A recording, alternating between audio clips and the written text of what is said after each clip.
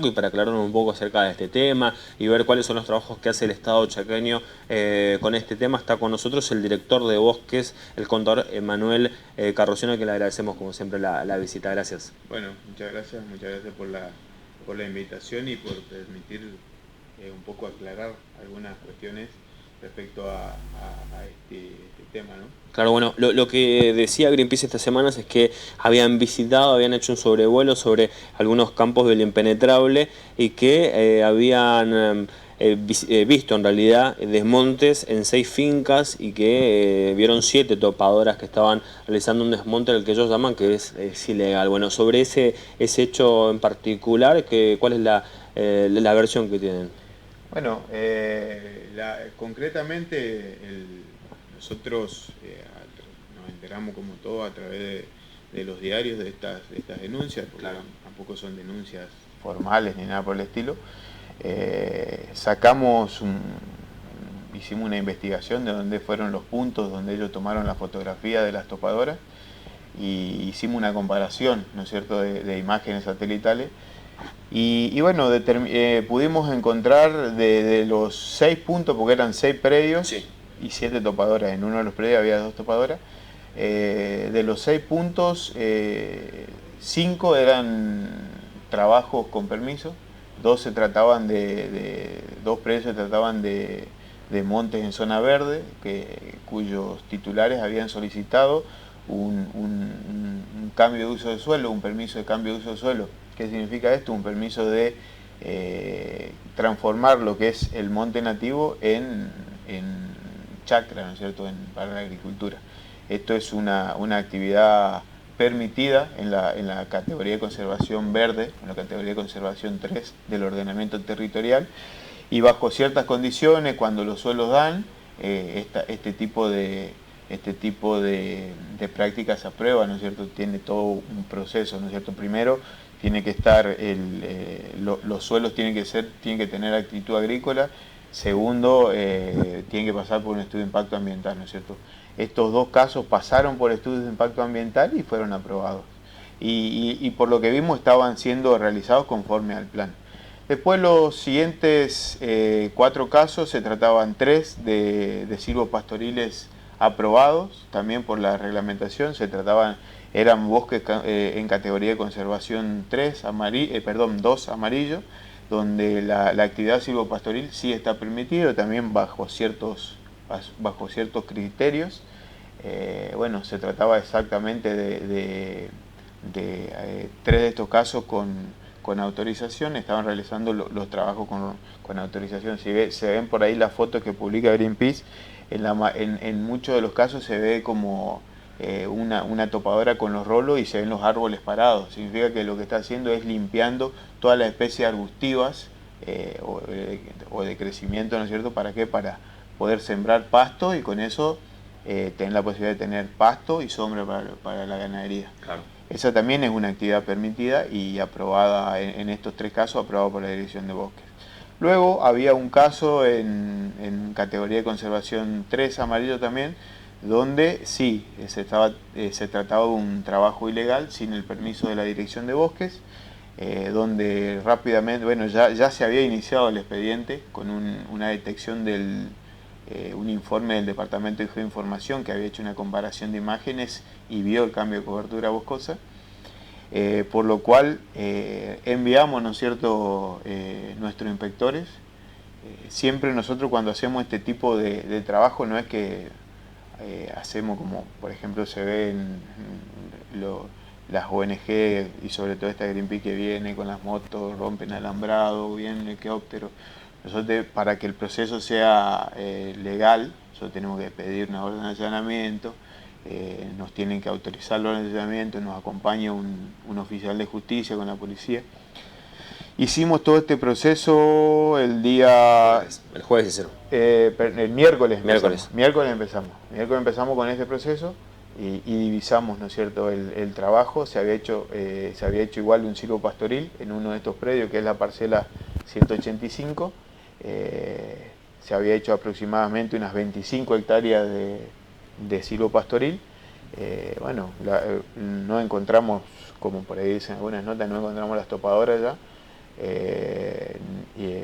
por lo cual hicimos las correspondientes actas con la oficial de justicia. Nosotros la orden de allanamiento la habíamos pedido en el juzgado de paz de Pampa del Infierno. Nos acompañó la oficial de justicia, fuimos, tuvimos que entrar un poco, tuvimos que ingresar como quien diría la fuerza, ¿no es cierto?, forzando un candado, pero bueno, entramos y bueno, contratamos esto. Después, en otro predio que está lindero, contratamos también, esa era la parcela 185. Claro. Al lado había una parcela que es la 369, donde acá sí había un desmonte que también se había detectado anteriormente de aproximadamente 160 hectáreas. Tampoco encontramos gente ni la topadora, ¿no es cierto? Entonces hicimos el procedimiento con la oficial de justicia y la policía. La policía tenía que seguir haciendo otro trabajo por otras denuncias en la zona, por lo cual ellos se fueron por su lado. Nosotros seguimos buscando huellas y buscando las topadoras y en la zona lo pudimos ese mismo día, el día miércoles, divisamos el trabajo de las topadoras que seguían trabajando pero en otro predio, la parcela, acá la tengo anotado, la parcela 288. Como no podíamos ingresar porque para entrar a ese predio no teníamos la orden de allanamiento, lo que hicimos fue entablar una conversación con el dueño de las topadoras que estaba ahí cerca del camino y del alambrado. Le dijimos que pare con los trabajos, ¿no es cierto?, de desmonte, porque se estaba realizando sin el permiso. Y bueno, volvimos al otro día. En ese caso, bueno, yo ya no volví, volvió todo el equipo de profesionales de la Dirección de Bosque junto con la oficial de justicia y la policía rural de Pampa del Infierno, y con la orden de allanamiento correspondiente nos encontramos que bueno, ya las topadoras, así como están viendo en la imagen, ya las topadoras ya no estaban en el lugar, ya las habían llevado por otro lado. Teniendo en cuenta la dimensión que tiene la provincia del Chaco y sobre todo esta parte del impenetrable, es muy difícil poder controlar, poder tratar de encontrar a estas personas que sin autorización realizan desmontes. No es tan difícil. Yo creo que lo que se necesita es, siempre soy un convencido de tener gente en la calle, inspectores en la calle dando vuelta, porque a veces el ruido de una topadora se le escucha a la legua, ¿no es cierto? En estos casos, bueno, por ejemplo, en este caso no se pudo encontrar la topadora, se siguió la huella del carretón y se encontró que estaba en otro predio. Se volvió a pedir una orden de allanamiento y acá sí encontramos, ¿no es cierto?, las topadoras, las pudimos secuestrar y presumiblemente con estas topadoras se habrían hecho todos los trabajos en la zona, ¿no es cierto?, en las parcelas antes mencionadas también. Bien, estos campos que fueron deforestados, como decía, la mitad fue con autorización, la otra mitad fue de forma ilegal. ¿El fin de esos campos cuál es? ¿La agricultura, la ganadería? Mirá, hay distintos casos. Cuando el desmonte es total, cuando no dejan ni un árbol parado, el fin es agrícola. O sea, es pasar la tierra de un uso forestal o de un monte nativo a producir agricultura, a claro, tener la posibilidad de sembrar soja, maíz. Cuando las tareas que se realizan son silvopastoriles, o sea, lo que se hace es se dejan más de 100 árboles, entre 100 y 120 árboles en pie, y lo que se hace es limpiar toda la cuestión arbustiva, el estrato arbustivo de la zona. ¿Para qué? Para poder sembrar pasturas y dejar y que los animales tengan sombra, ¿no es cierto?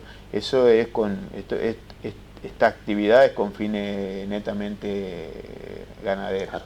Bien, también se puede visualizar que hacen desmontes y que esa madera se la llevan a otras provincias, también de forma ilegal, que por ahí vemos de vez en cuando los operativos que hacen en las rutas, que por ahí la policía detecta que son rodillos sin la guía. Sí, mirá, cuando un desmonte es ilegal, generalmente a lo que viene acarreado atrás del desmonte ilegal, si no se actúa rápido, es la quema de los productos forestales. Por eso nosotros trabajamos siempre intentamos de prevenir lo que son los desmontes ilegales. A ver, el año pasado, está bien, por ahí los datos que aportan las ONG son un poco tendenciosos a los efectos de poner ellos su postura y generar un debate político de políticas públicas, que está bien, yo en ese sentido yo no tengo ningún problema. La cuestión es concreta acá, nosotros nos manejamos con las leyes, y cuando un ciudadano, en función de la ley, teniendo un derecho, pide una cosa, un tipo de permiso y especial, y bueno, y si cumple todas las condiciones, ¿por qué no lo podemos dar? Pero bueno, más allá de eso, nosotros lo que intentamos es que la madera de los desmontes vaya a la industria forestal de la provincia del Chaco. Que genera trabajo. Bien, Emanuel, como siempre te agradecemos la visita aquí a los estudios. Bueno, muchas gracias y bueno, un saludo para todos. Gracias, muy amable. Bien, nosotros nos vamos a ir a